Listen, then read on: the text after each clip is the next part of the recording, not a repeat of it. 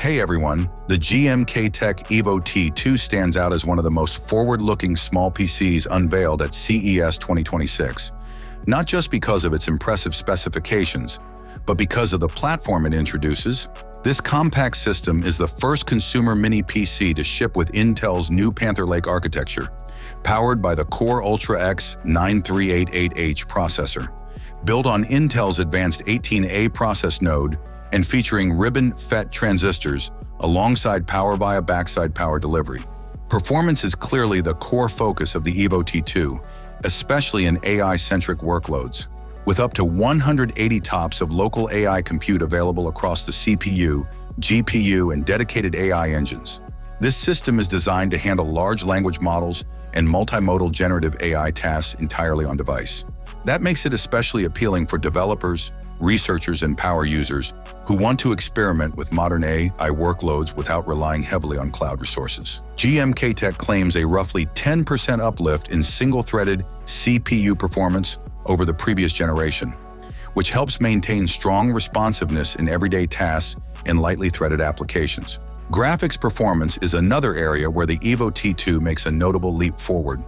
The integrated Arc B390 GPU, equipped with 12 Z cores, delivers a level of performance that Gmktec positions alongside an NVIDIA RTX 4050 laptop GPU.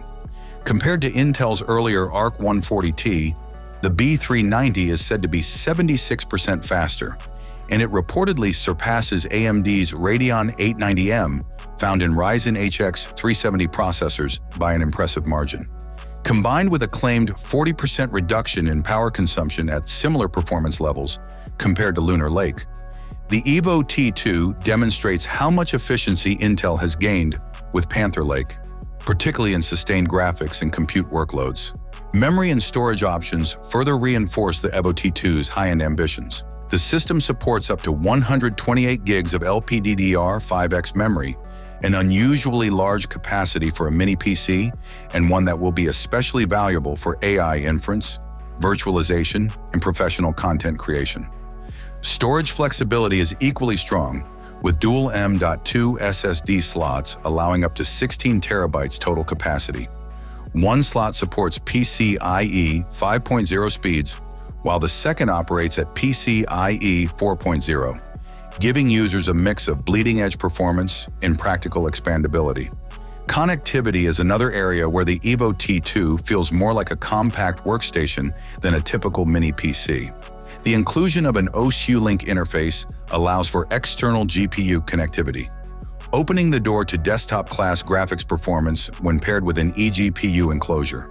A full-speed USB 4 port and supports up to 100-watt power delivery, making it suitable for high-speed peripherals and docking solutions.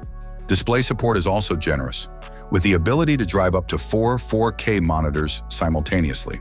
Despite its power, the Evo-T2 is designed with efficiency and thermals in mind.